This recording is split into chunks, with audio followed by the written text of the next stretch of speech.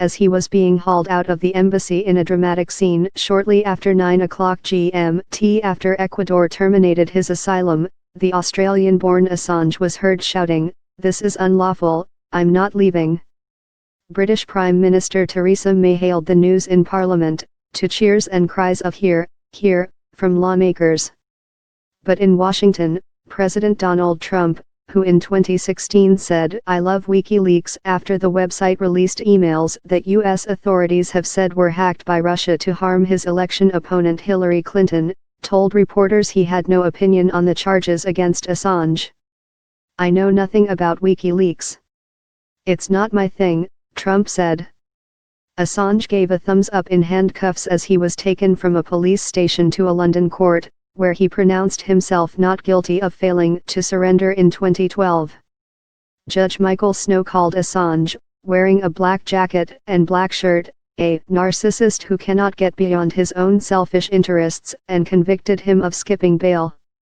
Sentencing will be at a later date. Police said they arrested Assange, 47, after being invited into the embassy following Ecuador's withdrawal of asylum. He took refuge there in 2012 to avoid extradition to Sweden over a sexual assault investigation that was later dropped.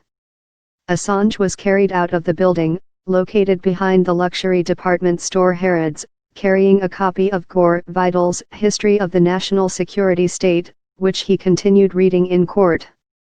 In Washington, the U.S. Justice Department said Assange was charged with conspiring with former Army intelligence analyst Chelsea Manning to gain access to a government computer as part of a 2010 leak by WikiLeaks of hundreds of thousands of U.S. military reports about the wars in Afghanistan and Iraq and American diplomatic communications.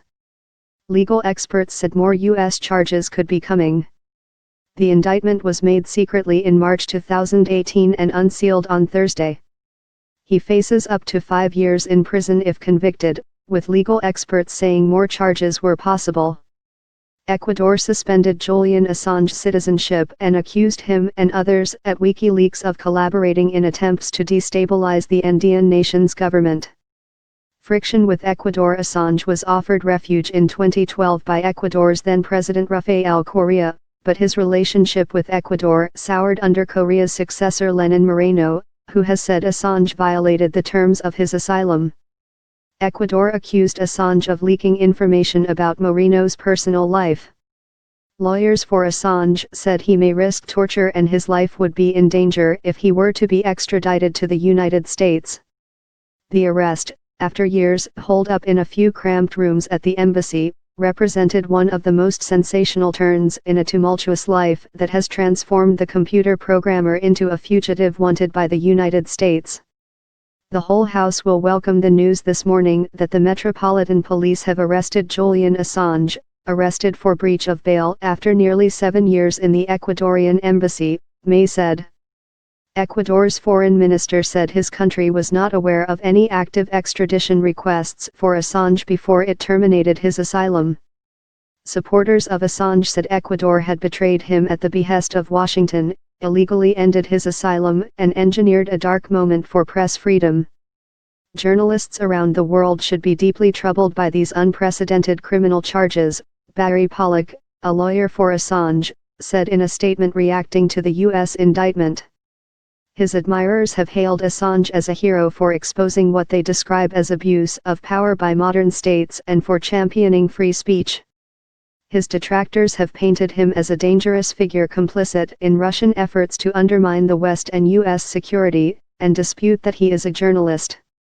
Under the guise of transparency, Julian Assange and WikiLeaks have effectively acted as an arm of the Russian intelligence services for years, U.S. Senate Intelligence Committee Chairman Richard Burr, a Republican, said. Hopefully, he will now face justice. The Kremlin said it hoped Assange's rights would not be violated. U.S. investigation. Assange's U.S. indictment arose from a long-running criminal investigation dating back to the administration of former President Barack Obama. It was triggered in part by WikiLeaks' publication in 2010 of U.S. military reports about the wars in Afghanistan and Iraq and the diplomatic communications, disclosures that embarrassed the United States and strained relations with allies.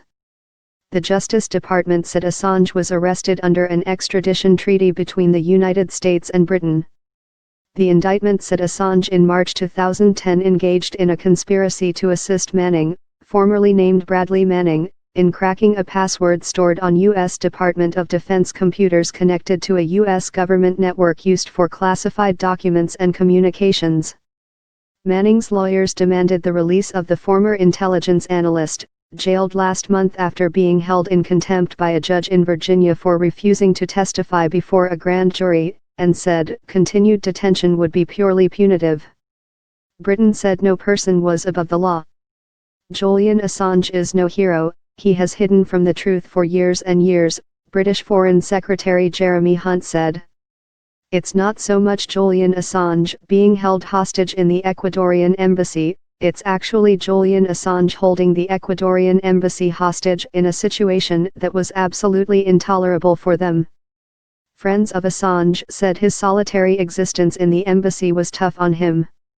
It was a miserable existence, and I could see it was a strain on him, but a strain he managed rather well, said Von Smith, a friend who had visited Assange. The thing that was most difficult for Julian was the solitude. He was very tough, but the last year in particular was very difficult. He was constantly being surveilled and spied upon. There was no privacy for him, Smith said. Assange founded WikiLeaks in 2006.